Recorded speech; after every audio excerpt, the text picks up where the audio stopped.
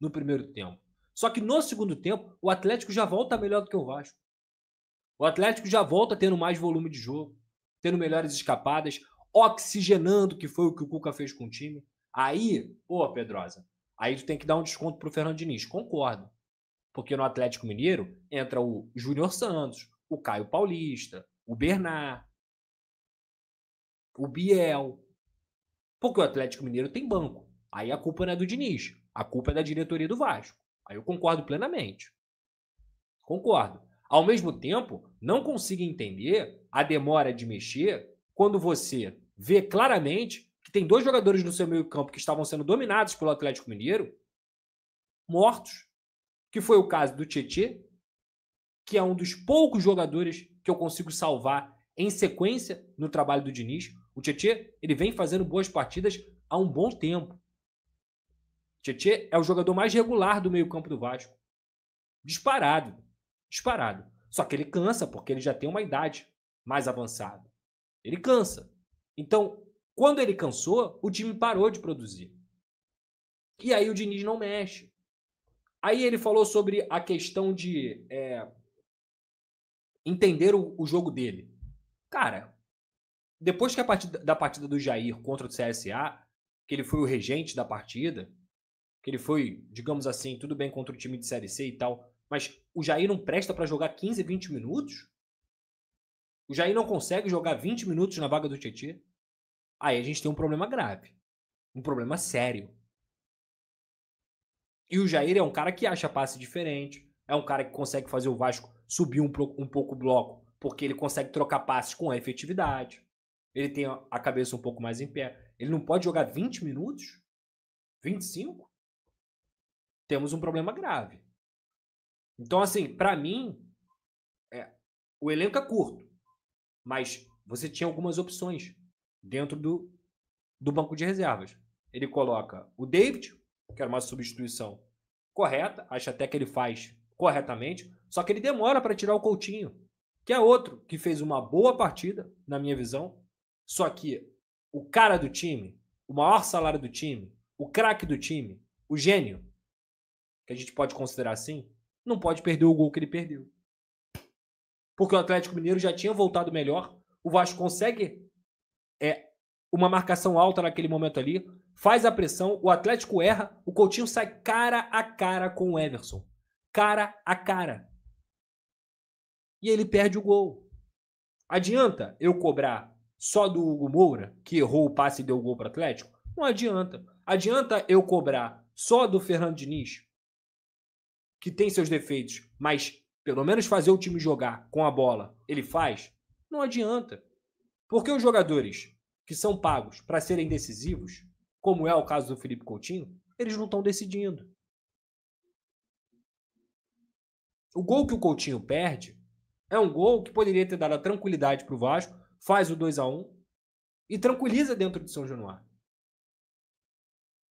Além do Vasco ter quase vencido o jogo, o Vasco quase perdeu, que foi uma bola cruzada, em que o Leão, se eu não me engano, rouba, aí ele abre na direita e 2, 3 jogadores do Atlético perdem um gol sozinho, debaixo da trave. Isolam a bola. Poderia ter sido 2-1. E aí? Adiantou o Vasco criar 5 chances?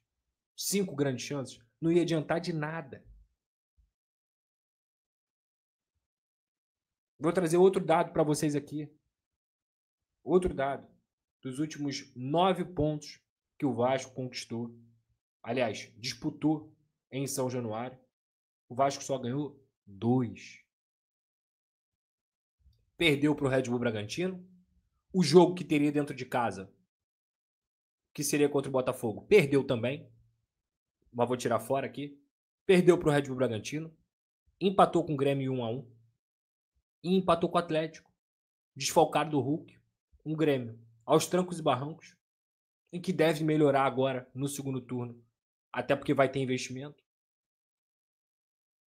E aí? E nessa é que eu digo, mais uma vez, é preocupante, cara. A gente tá vendo, o histórico que a gente tá vendo, com tudo isso que eu falei, de uma equipe que tem 4 vitórias em 16 jogos do Fernando Diniz me preocupa muito. E quando eu digo isso, gente, eu não quero que o Diniz seja demitido. Eu não quero que o Diniz que comece fritura. Eu não quero nada disso. O que eu estou trazendo aqui são dados. Dados. E eu concordo realmente com ele de que o Vasco, com a bola, produz para poder vencer as partidas. Não faz. Só que o grande problema é ele realmente atrelar toda a incompetência do Vasco, todos os resultados negativos, toda a falta de vitórias, a bola não entra lá na frente. Não, é porque a bola entra lá na defesa o tempo inteiro. É porque lá atrás o Vasco é uma equipe fraca. Sem a bola, o Vasco não é uma equipe competente do meio para trás. Eu acho até que faz a pressão em alguns momentos de forma decente. Eu acho até que essa pressão alta que o Vasco faz é até bem feita. Até os 60 minutos do segundo tempo. 60 minutos de jogo. Depois que cansa, acabou. O Vasco se torna uma equipe vulnerável, que pode perder o jogo a qualquer momento. E aí o Vasco, mais uma vez, entra no bingo. É um bingo. Os jogos do Vasco são um bingo. Você não sabe o que vai acontecer. É até difícil você projetar o que vai acontecer. Tá? Porque eu pego aqui, ó. No meio disso tudo ainda deve ter uma Copa do Brasil. Seja lá qual for o adversário. Cara, assim... Qual é a solução, Pedrosa? Primeiro tem que se reforçar. Esse é o primeiro ponto. E a solução que me parece que não é do senso de urgência do Diniz é você aprender primeiro a parar de perder. O Vasco primeiro tem que virar uma equipe consistente defensivamente. Depois você começa a ganhar. E ganhar confiança.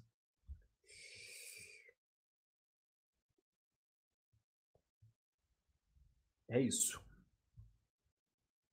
Mas a garantia que isso tem? Acho que nenhuma. Nenhuma. Tiram um jogador de uma nota 5 para uma nota 7 é não entender a necessidade do momento. Porque ele vai com a convicção dele até o fim. Só que ele não entendeu que talvez o fim possa também ser o fim de uma relação do torcedor com o Vasco da Gama, que se cair para a Série B, olha, meu amigo, não vai acabar porque o Vasco é infinito pelo seu próprio torcedor. Mas nunca mais vai ser como antes, cara. Nunca mais vai ser como antes. Já não me parece que é como antes. Se o Vasco cair em 2025, eu não vejo nenhuma perspectiva de volta. Não é para a Série A, não. É a volta do Vasco. Que é uma volta que todo mundo aguarda. Tá todo mundo aguardando a volta do Vasco. Há 25 anos a gente está aguardando a volta do Vasco. Se cair, eu não acredito em mais nada. Obrigado, Ed. Ter que ganhar 10 em 21 partidas é legal a gente trazer desse jeito também, Almirante. É legal. É muito legal a gente trazer os números como você trouxe aqui. Porque, fazendo as contas, vamos lá. Aqui, ó. Eu tenho tudo aqui, ó.